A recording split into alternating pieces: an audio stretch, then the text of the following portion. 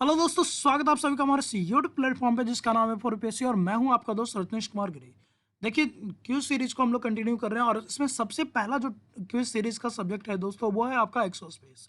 क्योंकि इस चैनल पे ही हम लोगों ने आपकी तीन L1 L2 और L3 के साथ साथ बहुत सारे वेरियस अदर टॉपिक पे भी हम लोगों ने इसको जो है कवर किया है। और वहां से मैं आपको गारंटी देता हूं दोस्तों कि अगर आप उन तीनों सीरीज को देख लेते हैं तो आपको यूनिवर्स में से और सोलर सिस्टम से एक भी सवाल किसी भी एग्जामिनेशन में, चाहे आप ग्रुप डी से लेकर के यूपीएससी तक के किसी भी एग्जामिनेशन में चले जाओ, वो नहीं छूटेगा। अगर आपको छूट गया और जनरली आप कमेंट कर दो, मैं वीडियोस बनाना बंद कर दूंगा, मैं ये गारंटी के साथ करता हूँ। ठीक है। तो ये एक कॉन्फिडेंस लेवल है दोस्तों, मैं ऐसा नहीं कि लंबा लंबा कुछ फेंक रहा हूँ। ये वाकई क्योंकि काफ़ी रिसर्च और मेहनत के साथ वीडियोस को बनाई जाती है। तो थोड़ा सा आप अपना जो है ना सपोर्ट इसको दिखाइए, ज़्यादा से ज़्यादा लोगों तक इसको फैलाइए, क्योंकि पैसे कमाना तो सेकेंडरी ऑप्शन है दोस्तों। एजुकेशन वीडियो बनाने का सबसे आपका प्राइमरी जो मैटर करता है या मोटो होता है वो होता है ज़्यादा से ज़्यादा लोगों तक फैक्टफुल चीज़ें पहुंचाना, ऐसी चीज़ें पहुंचाना जो आपको लगे कि हाँ ये चीज़ें उन तक पहुंचनी चाहिए। तो आपको एकेडमिक लेवल में भी ये काफ़ी सहयोग करने वाला है और साथ ही साथ अगर आप किसी कंपटीशन की तैयारी कर रहे हैं तब भी आपको ये सहयोग करेगा। इसीलिए हमने यहाँ पर दिया कि आप थोड़ी सी आपको जो सही दिशा है वो आपकी दशा बदल देगी। यानी अगर आप सही डायरेक्शन में तैयारी करते हो तो आपका रिजल्ट कोई नहीं रोकने वाला है दोस्तों। इसमें हम लोगों ने सोलर सिस्टम का पार्ट वन ऑलरेडी हम लोगों ने कर रखा है, जिसमें काफ़ी ईज़ी से मॉडरेट आप कह सकते हो कि 10 क्वेश्चंस रहे हैं, जो आपके मेनली कंसेप्ट बिल्डिंग को लेकर के था कि किस तरह से क्वेश्चंस आते हैं और किस तरह से जो है अप्रोच किया जाता है। इसमें आपको थोड़े से मॉडरेट टू हार्ड क्वेश्चंस आपको देखने को मिल जाएँगे, जो थोड़े से हायर लेवल के एग्ज़ामिनेशन एसएससी, यूपीएससी और वेरियस अदर जो आपके साइंटिस्ट वगैरह के जो पेपर्स होते हैं, उसमें ये थोड़े से आपको देखने को मिल जाएँगे। तो चलिए स्टार्ट करते हैं। अगर आपको सेशन अच्छा लगे तो लाइक, शेयर, सब्सक्राइब ज़रूर कीजिएगा। हो सके तो आप कमेंट सेक्शन में जवाब दें और फिर अपने जवाब देखें, ताकि आपको थोड़ा-सा रियल टाइम जो है क्विज़ का एहसास हो सके।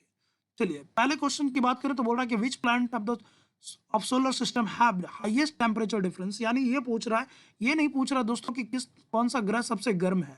आप सभी को पता होगा, पिछले वीडियोज़ में हम लोगों ने ये कर रखा है कि सबसे गर्म ग्रह जो है वो कौन-सा है, वो है शुक्र। लेकिन यहाँ बोल रहा है कि किस ग्रह पे सबसे ज़्यादा आपका तापमान में अंतर देखने को मिलता है। देखिए, तापमान का अंतर सबसे ज़्यादा किस ग्रह पे है, यानी दिन में सबसे गर्म और रात में सबसे ठंडा आपको कौन-सा देखने को मिलेगा। तो यहाँ पर जो है सही जवाब होगा दोस्तों वो है आपका बुध। ठीक है। अब याद रखिएगा कि यहाँ पर बुध से ज़्यादा गर्मी शुक्र पे पड़ेगी। लेकिन बुध का जो दिन का तापमान है, चूँकि सबसे पास है ये, तो गर्म तो होगा ही। साथ ही साथ इस पे आपका वैसा कोई वायुमंडल नहीं होने के कारण बहुत तेज़ी से ये ठंडा भी हो जाता है, जिसके कारण रात का टेम्परेचर -200 से -250 डिग्री सेल्सियस तक चला जाता है, जबकि दिन का टेम्परेचर जो है लगभग 400 साढ़े 400 होता है। यानी डिफरेंस देखो तो 600 से भी ज़्यादा का डिफरेंस होता है। इसलिए सबसे ज़्यादा बोल रहा है कि तापांतर, ताप में अंतर कहाँ देखने को मिलेगा, वो आपके मरकरी यानी बुध पे देखने को मिलेगा।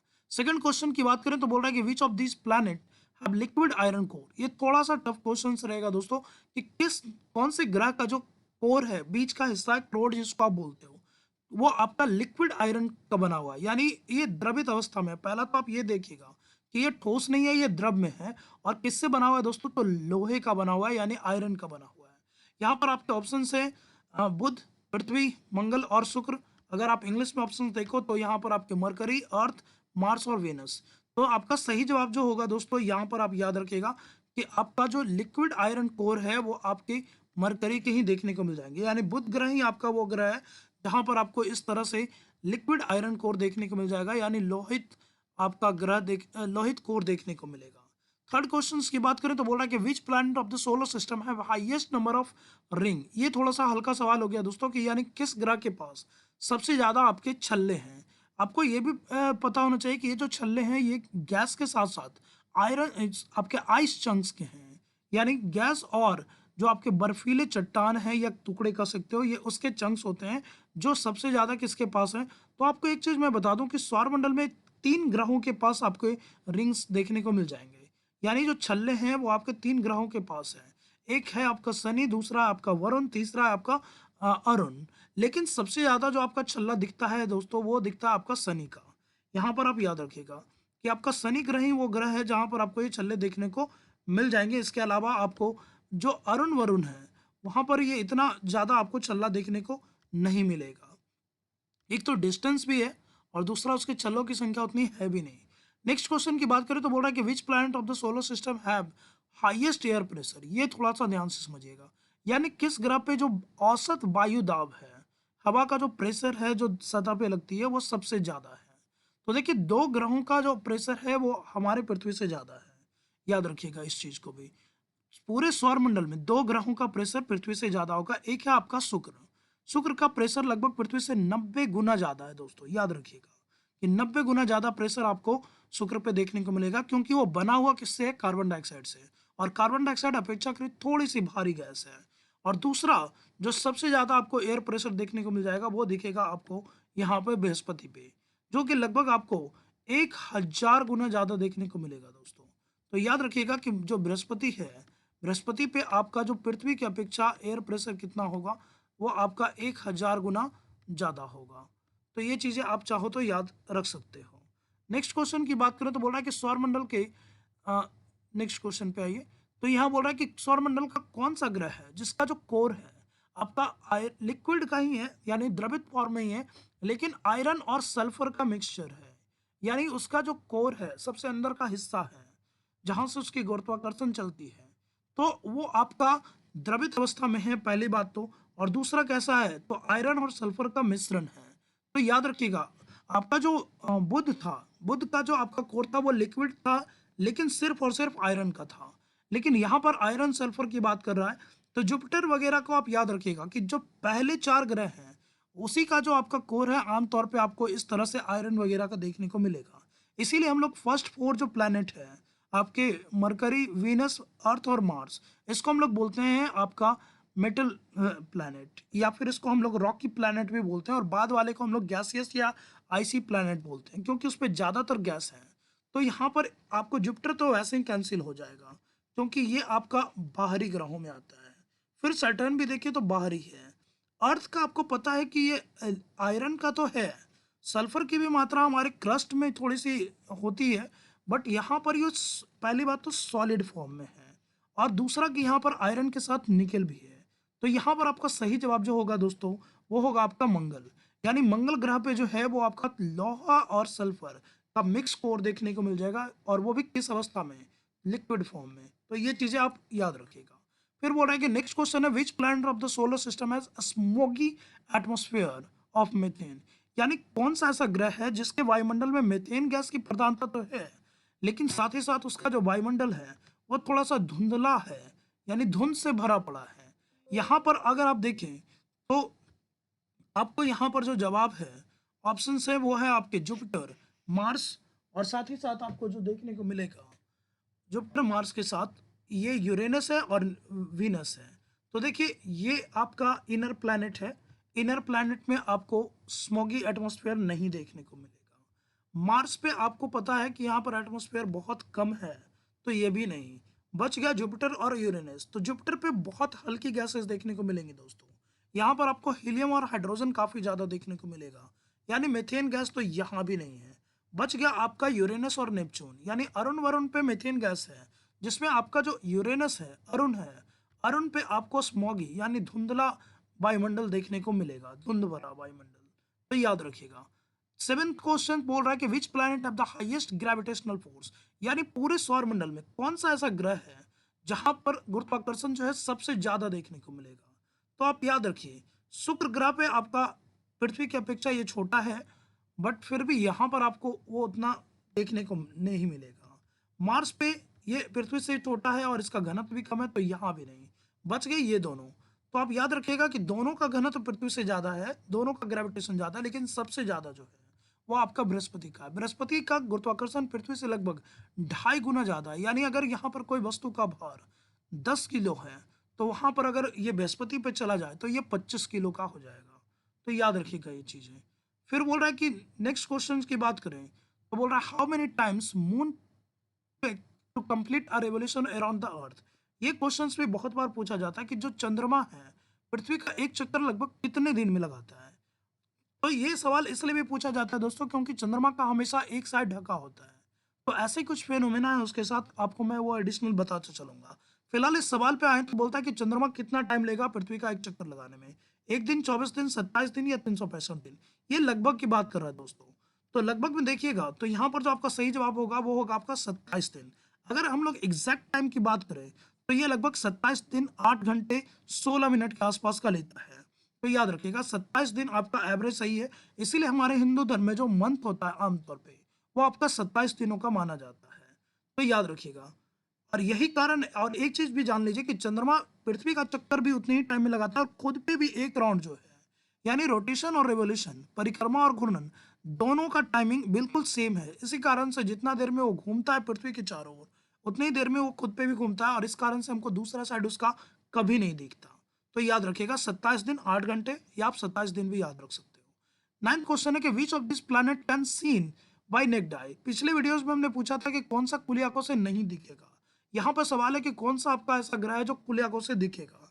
प्लूटो, ये तो ड्वार्फ हो गया दोस्तों, बौना है और बहुत दूर है, तो ये आपका वैसे ही कट जाएगा। नेपच्यून और यूरेनस, हम लोगों ने लास्ट वाले में ही बात किया था कि ये दोनों भी हमें खुली आंखों से नहीं दिखेगा क्योंकि बहुत दूर है। इसके लिए हमें टेलीस्कोप की जरूरत पड़ेगी ही पड़ेगी। और तो सही जवाब होगा दोस्तों वो है आपका शनि। शनि के बारे में याद रखिएगा कि ये आपका सौरमंडल का लास्ट ऐसा ग्रह है जिसे हम खुली आंखों से देख सकते हैं। इसके रंग की बात करें तो ये थोड़ा सा हल्का पीला भी होगा, तो कभी कभी एग्जाम में आप कंफ्यूज मत हो जाइएगा बृहस्पति से। आपका शनि ग्रह जो है उसका रंग कैसा होगा दोस्तों, हल्का पीला, याद रखिएगा। तो इसका सही जवाब होगा दोस्तों शनि, यानी खुली आंखों से सबसे अंतिम ग्रह जो आपको दिखेगा वो होगा शनि। उसके पहले वाले सारे आपको खुली आंखों से दिख जाएंगे लेकिन उसके बाद वाले नहीं दिखेंगे। 10th क्वेश्चन बोल रहा है कि which of the following is the biggest natural satellite of the solar system, यानी पूरे सौर मंडल में सबसे बड़ा प्राकृतिक उपग्रह कौन सा है। यहाँ पर आपके ऑप्शन है जुपिटर, गैनीमेड, टाइटन और वीनस। तो देखिए जुपिटर और वीनस ये दोनों तो पहली बात ये सैटेलाइट है ही नहीं, ये आपके प्लेनेट है। सैटेलाइट क्या होता है दोस्तों, तो याद रखिएगा सैटेलाइट वो होता है जो आपका किसी प्लेनेट का चक्कर लगाता है और प्लेनेट क्या होता है जो किसी स्टार का चक्कर लगाता है। तो बृहस्पति और शुक्र क्या है, ये सूरज का चक्कर लगाएगा। जबकि टाइटन और गैनीमेड क्या है, ये सैटेलाइट हैं, ये तारों ग्रहों का चक्कर लगाएंगे। अब इन दोनों में टाइटन और गैनीमेड में ये दोनों तो पहले ही आपका कट गया, तो ये दोनों तो होगा नहीं। आपके इन दोनों की बात करें तो इन दोनों में कौन सबसे बड़ा है, देखिए टाइटन जो है ये आपका शनि का उपग्रह है और ये लगभग पृथ्वी से 2.5 गुना बड़ा है दोस्तों, याद रखिएगा। यानी टाइटन जो है लगभग पृथ्वी से 2.5 गुना बड़ा है।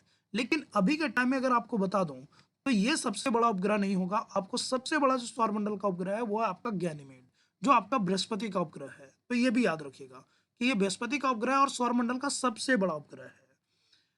11th क्वेश्चन की बात करें तो बोल रहा है कि which planet of the solar system है हाईएस्ट एवरेज डेंसिटी, किस ग्रह का जो डेंसिटी होगा, घनत्व होगा, वो सबसे ज्यादा होगा। ऑप्शन है आपके जुपिटर, मार्स, अर्थ और सैटर्न। हिंदी में देख ले तो सेम सवाल है कि किस ग्रह का घनत्व सबसे ज्यादा होगा, बृहस्पति, मंगल, पृथ्वी और शनि। याद रखिएगा पृथ्वी का घनत्व सबसे ज्यादा होगा पूरे सौरमंडल में। तो ये चीजें आपको बहुत ही इंपॉर्टेंट है। फिर बोल रहा है कि which planet of the solar system is named on the goddess of beauty, यानी सौरमंडल में कौन सा ऐसा ग्रह है जिसका जो नामकरण है वो रोमन भाषा में या रोमन शैली में सुंदरता की देवी के नाम पे किया गया है। ऑप्शन है आपके जुपिटर, मार्स, अर्थ और वीनस। तो आपको पता होना चाहिए कि जो वीनस थी वो आपकी सॉरी रोमन शैली में वो आपकी सुंदरता की देवी थी। तो यहाँ पर जो सही जवाब होगा दोस्तों वो होगा आपका शुक्र ग्रह यानी वीनस। 13th क्वेश्चन की बात करें तो बोल रहा है कि which planet of the solar system is name as Zeus, father of the god in the Roman. कभी कभी ये भी चीजें पूछ लेता है, अपोलो, ज्यूस और वीनस, ये तीन काफी इंपॉर्टेंट नाम है। तो वीनस तो सुंदरता की देवी है जो आपकी शुक्र ग्रह को बोलते हैं। अपोलो याद रखिएगा क्योंकि आपका नासा का पहला मिशन भी जो चंद्रमा पर गया वो अपोलो के नाम से ही था। अपोलो बोलते हैं आपके रोमन भाषा में सूर्य को, यानी वो फादर ऑफ द सन है या फादर ऑफ स्ट्रेंथ आप बोल सकते हो। जबकि जो ज्यूस है फादर ऑफ द गॉड, ये बोला जाता है यहाँ पर जुपिटर को। तो आप याद रखिएगा सही जवाब जो होगा दोस्तों वो होगा आपका बृहस्पति। नेक्स्ट क्वेश्चन की बात करें, बोल रहा है कि a day on the Mercury is equal to how many days on earth. ये याद रखिएगा काफी इंटरेस्टिंग सवाल है कि बोल रहा है कि आपके बुध ग्रह पे एक दिन पृथ्वी के कितने दिनों के बराबर होगा। तो आपको पता होना चाहिए कि पृथ्वी मरकरी जो है सूरज के पास तो है, लेकिन वो जब जितना देर में वो सूरज का 2 चक्कर सूरज का लगाता है, परिक्रमा करता है, उतनी देर में वो खुद पे जो है 3 ही बार घूमता है, यानी उसका जो रोटेशन है वो बहुत ही स्लो है। इसलिए जब मरकरी पे एक दिन होगा यानी बुध पे एक दिन होगा तो तो हमारी पृथ्वी पे कितने दिन गुजर जाएंगे दोस्तों? हमारी पृथ्वी पे 59 दिन गुजर जाएंगे। यानी बुध का एक दिन पृथ्वी के 59 दिन के बराबर होगा। और आज का लास्ट सवाल है, which of the following planets of solar system has thick atmosphere of carbon dioxide? यानी इसमें से कौन सा ग्रह या ग्रहों पे आपके मोटे कार्बन डाइऑक्साइड की वायुमंडल देखने को मिलेगी? आपके ऑप्शन है वीनस, अर्थ, जुपिटर और मार्स। तो यहाँ पर देखिए, आपकी बात करें अगर इसके सवाल की, तो शुक्र पे, पृथ्वी पे और मंगल पे, तीनों पे कार्बन डाइऑक्साइड है। पृथ्वी पे 0.003% के आसपास है। हालांकि हम लोग प्रदूषण के कारण इसकी मात्रा काफी तेजी से बढ़ रही है। लेकिन याद रखिएगा, बृहस्पति पे आपके हाइड्रोजन हीलियम है, तो ये तो कैंसिल हो गया। पृथ्वी पे इसकी मात्रा काफी कम है, तो ये भी कैंसिल। बच गया शुक्र और मंगल। तो ये दोनों के दोनों ऐसे प्लैनेट हैं जिसपे आपको थिक एटमॉस्फेयर देखने को मिल जाएंगे, और वो भी कार्बन डाइऑक्साइड के। तो ये इसका जो सही जवाब होगा दोस्तों, वो दोनों के दोनों होगा, यानी शुक्र और मंगल दोनों होगा। चलिए, आज की सेशन में इतना ही। अगर आपको सेशन अच्छा लगे तो लाइक शेयर सब्सक्राइब जरूर कीजिएगा। Thank you so much. जय